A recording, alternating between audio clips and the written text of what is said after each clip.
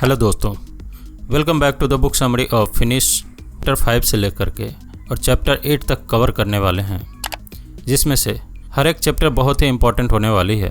एक भी chapter miss करने की गलती मत करना, वरना सारी चीज़ें नहीं समझ पाएंगे। तो चलिए वीडियो शुरू करते हैं। Chapter 5 the science of smashing procrastination. Procrastination यानी टाल मटोल। फॉलो थ्रू के लिए प्रोकास्टिनेशन एक बहुत बड़ी समस्या है, जिसमें हम खुद से ही हार जाते हैं, जिस वजह से बाहरी दुनिया में भी हमें हार का सामना करना पड़ता है। इसलिए ज़रूरी है कि प्रोकास्टिनेशन से छुटकारा पाया जाए।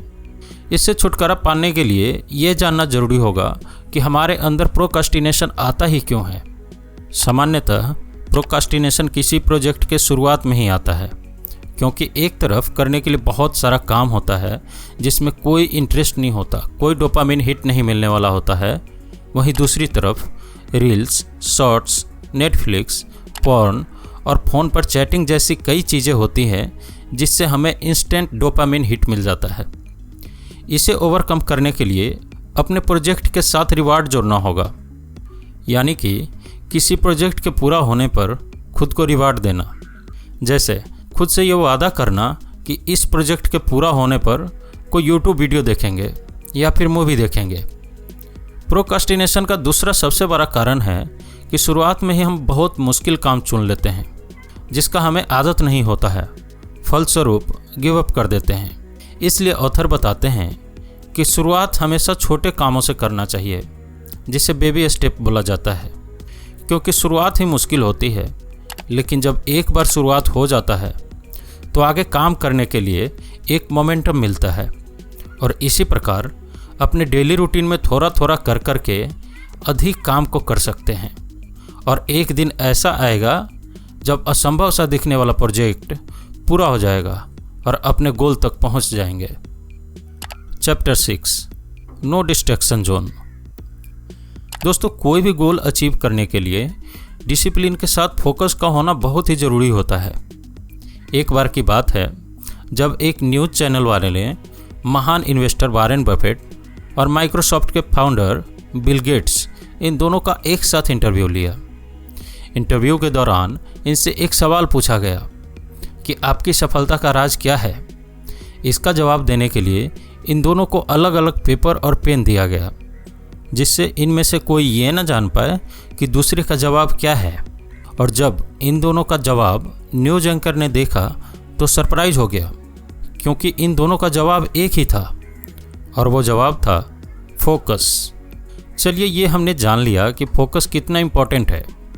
लेकिन ये सवाल अब भी है कि कोई सामान्य इंसान अपने लक्ष्य के प्रति हमेशा फोकस्ड कैसे रह सकता है, कैसे डिस्ट्रैक्शन से बच सकता है। तो ऑथर हमें डिस्ट्रैक्शन से बचने के लिए कुछ टेक्निक यूज करने के लिए बताते हैं। जैसे जो भी हमारा गोल है उससे रिलेटेड चीज़ें सुनियोजित और सुव्यवस्थित रखना। जैसे अगर किसी का गोल है सुबह जिम जाना, तो जिम में पहनने वाले कपड़े और जूते रात को सोते समय ही रेडी रखना, जिससे सुबह उठने पर कपड़े और जूते ढूंढने में मुश्किल ना हो, ताकि जिम जाने में कोई अड़चन ना आए।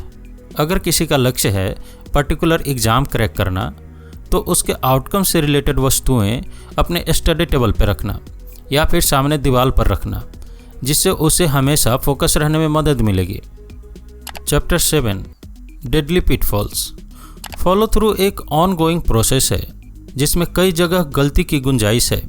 जैसे कुछ लोग गोल सेट कर लेते हैं, उस पर काम भी करने लगते हैं और एक्सपेक्ट करते हैं कि ओवरनाइट उसके पास बहुत सारा पैसा आ जाएगा, अर्नोल्ड जैसी बॉडी हो जाएगा, अब उसे काम करते रहने की कोई ज़रूरत नहीं होगी, मतलब पूरी लाइफ चेंज हो जाएगी, जैसे कि कोई लॉटरी लग गया हो। और जब यही एक्सपेक्टेशंस पूरे नहीं होते हैं तो डिसअपॉइंटमेंट फेस करना पड़ता है, जिससे उन्हें अपने एबिलिटी पर डाउट होने लगता है, फ्रस्ट्रेशन आने लगती है और एक टाइम के बाद पेशेंस जवाब दे जाता है। फलस्वरूप वो क्विट कर देता है। ऑथर इसे फॉल्स होप सिंड्रोम कहते हैं, क्योंकि फॉलो थ्रू कोई लॉटरी या फिर क्विक फिक्स स्कीम नहीं है। यह एक ऑन गोइंग प्रोसेस है और इसके आउटकम इस बात पर निर्भर करता है कि कितनी शिद्दत से इसे पालन किया गया है।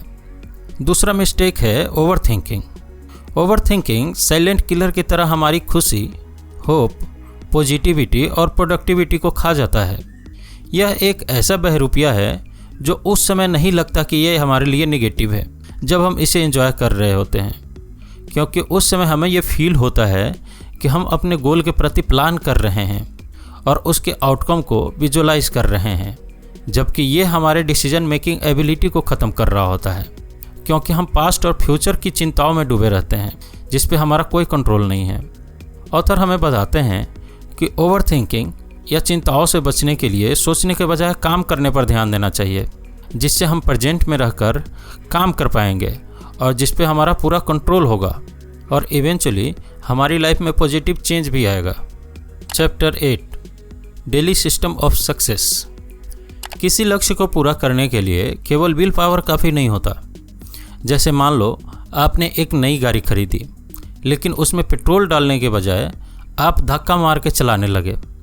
ऐसे में आप गाड़ी को कितने दूर तक ले जा सकते हैं? शायद 2 या 4 किलोमीटर। लेकिन अगर लंबी दूरी तय करना है तो उसमें पेट्रोल डालना ही पड़ेगा। ठीक वैसे ही केवल विल पावर के सहारे कुछ सफलता हासिल कर भी सकते हैं, लेकिन अगर ज़िंदगी में बहुत बड़ा कुछ करना है, लंबे रेस का घोड़ा बनना है, तो विल पावर के बजाय योजना बनाना होगा और डिसिप्लिन के साथ उसे पालन करना होगा। क्योंकि योजना बनाने का मतलब है कि आपने लक्ष्य तक पहुंचने के लिए रास्ता तैयार कर लिया है। क्योंकि योजना बनाते समय कुछ चीज़ों का ध्यान रखना आवश्यक होता है, जैसे आप जिस लक्ष्य के लिए योजना बना रहे हैं उससे संबंधित जानकारियाँ इकट्ठा करना, जिसके लिए किन किन चीज़ों की कुर्बानी देनी पड़ेगी और कितना टाइम इन्वेस्ट करना पड़ेगा, और इन सब के बदले मिलने वाली सफलता वास्तव में वर्थ इट है कि नहीं, इसका मूल्यांकन करना होगा।